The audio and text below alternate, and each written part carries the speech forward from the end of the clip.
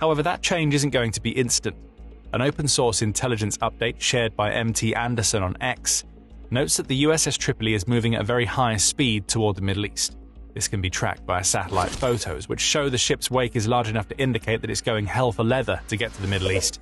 However, even at such a high speed, the ship and its grouping still have to make it to the Middle East from where it's stationed in White Beach, which is in Okinawa, Japan. The warship was spotted approaching the Bashi Channel that lies between Taiwan and the Philippines on March 12th, and it may take another week or two before it arrives in the Middle East. But that doesn't change the headline. The US is sending Marines and amphibious warships into the Middle East. This is Iran's worst nightmare, especially when it comes to the leverage that Iran has in the Strait of Hormuz.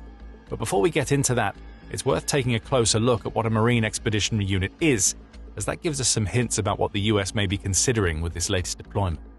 These types of units are among the most versatile that the US military has to offer, with the New York Times noting that they're often referred to as America's 911 force.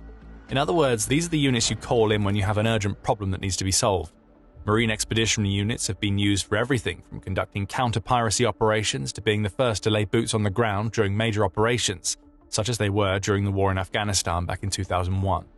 These are self-sustained and rapid response forces that are structured to offer air, ground, and logistical elements that are split into 4 groupings. First up is the command element, which serves as the headquarters for the unit and offers support to all deployed forces. A ground combat element serves as the Marine Expeditionary Unit's heaviest hitter in terms of pure combat force. That element typically contains a Marine infantry battalion, complete with artillery support, reconnaissance assets, a team of engineers, and amphibious vehicles used to make landings on enemy territory. Throw in the aviation combat element and you get some air power added into the mix. A medium helicopter squadron that contains various models of transport choppers is part of this element.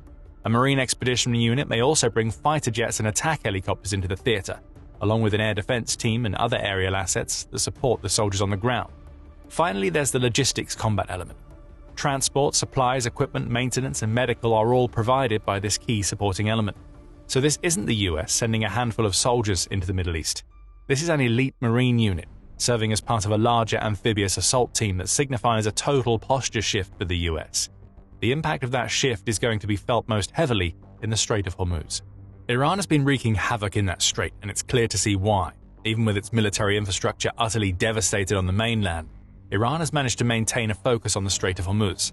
Fast boats operated by the Islamic Revolutionary Guard Corps or IRGC, along with drones launched from Iran itself, have been targeting the commercial vessels that combine to highlight the Strait of Hormuz as one of the world's most important waterways. This is a passage of water that is just 31 miles wide at its entrance and exit, making it easy for Iran's boats to patrol, and it is key to the passage of 20 million barrels of oil every single day as of 2025. Iran's actions in that strait, which have almost completely shut down the waterway, barring a handful of ships that dare to make the crossing, threaten the entire global economy.